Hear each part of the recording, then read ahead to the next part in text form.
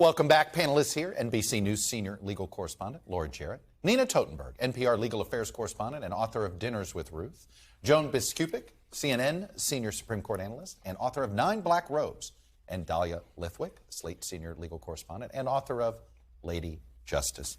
Nina Totenberg, let me start with you. Is the court in crisis? Well, it's in a very bad and dysfunctional situation, I think, and I've covered the court for a long, long time, and I don't think I've ever seen a court so at odds. And the best example is they had a fairly minor, in the greater scheme of things, decision a couple of weeks ago, and there were 5 opinions. There was no opinion for the court.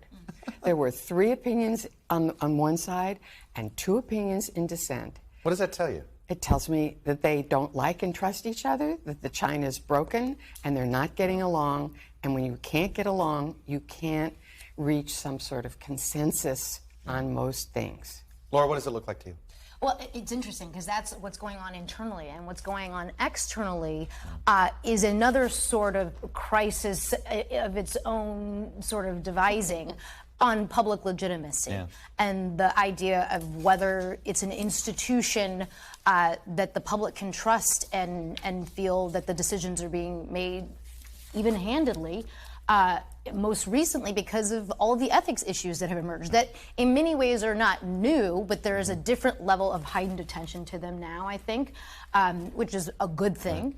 But there's no meaningful check on them because they are not treated like all other federal judges. Joan, I want to pull something from your book. Sure. I'm sure you're happy about that. Yes, thank you. It's about John Roberts.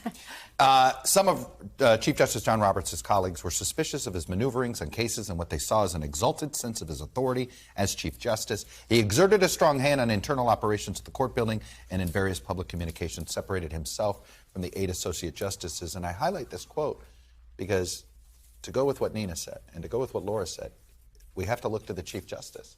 Does he have, if he leads, does he have any followers? Well, and that was written capturing a time when he was more in control, when he had... This is pre-Barrett. Yes, this was pre-Barrett. Okay. When he was the key vote. So he could do a lot of maneuvering behind the scenes. He was the fulcrum, right? That's he exactly was right. Yeah. And some of that behavior, frankly, has come back to haunt him because the other justices to his right, now they have Justice Amy Coney Barrett. They don't need him. They don't need him on big, important cases like the Dobbs, and they might not respond to him, and I think we've seen they are not responding to him on issues of ethics. So his problem right now is twofold. One having to do with consequential opinions, like the Dobbs opinion that rolled back Roe v. Wade, and also what kind of formal ethics policy they will even adopt.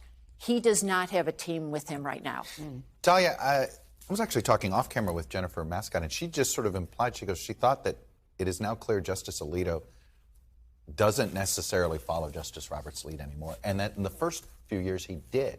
That Clarence Thomas is almost the conservative leader these days. Is that your read? I think there is a block on the court that is Justice Alito and Thomas and sometimes Justice Gorsuch that are very much doing their own thing that is very separate from what the more centrist block of Roberts and Kavanaugh and sometimes Barrett are doing. I think that to the extent you can call it a centrist bloc. I was just going to say, there will be some people listening going, that's a centrist bloc? Right, and it's important but in to this, say. of the 3 and 3, it kind of is. And it's important to say, to Joan's point, Justice Kavanaugh is now the median justice on the court. There's nothing that will tell you where this court is more than that statistic. But I think it's interesting that at least sometimes you have the sense that on that center there are votes in play. I don't think there are votes in play in Justice Alito and Justice Thomas's world. So let's talk about this ethics situation. I mean, do we expect, Nina, anything from Justice? Let me put up these headlines. These are... The perception of the court is just that they're being politicized here with a big donor. We've got these headlines. Clarence Thomas failed to report his wife's income. Clarence Thomas's wife, Jenny, told the January 6th committee she didn't discuss the election with her husband. I don't know what married couple didn't discuss the election. Apparently they're the only ones that didn't. Judicial activists directed fees to Clarence Thomas's wife mentioned. What, in theory, could Chief Justice Roberts do to create a better ethical picture of the court? Well, part of the problem here is, as Joan said, he doesn't have a team with him, and you don't need to lose much. So let's just say he were to sit down and say, look, we've got to do something. Let's do what a lot of the ethics professors say they could do in a half of a day, write a code for ourselves.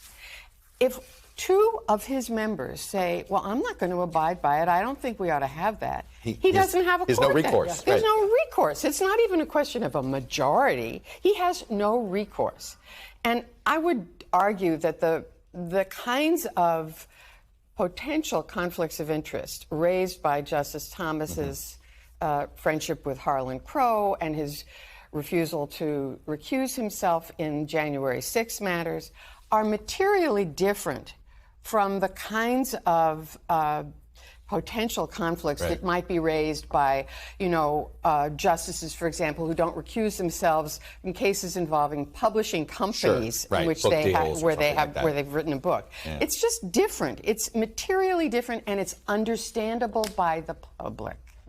It does look like this is going to get worse before it gets better, and that we're going to have basically more like the 19th century Supreme Court, where it's overtly political. I want to play something again that Ron DeSantis said about his philosophy of Supreme Court justices. You replace a Clarence Thomas with somebody like a Roberts or somebody like that, then you're going to actually see the court move to the left, and you can't do that.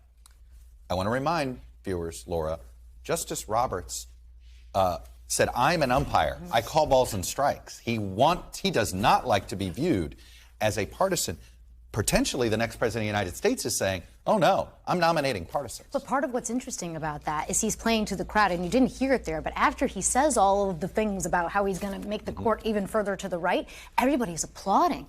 Everybody is enthusiastic about the court and packing the court in a way that I think would be interesting to people who think of it as sort of an apolitical branch. He's playing to an audience that cares deeply about this court. Well, and look who did it in 2016. And I would argue that Donald Trump won the election in part because Justice Scalia had just died. He'd been alive. I don't know if Trump wins. I seriously believe that, Chuck. I seriously believe that because remember, Donald Trump did something very unprecedented.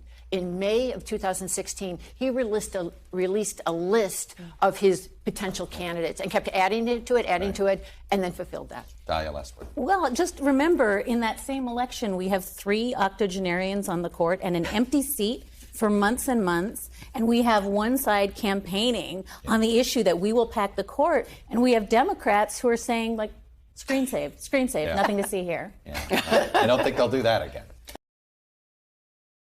Thanks for watching our YouTube channel. Follow today's top stories and breaking news by downloading the NBC News app.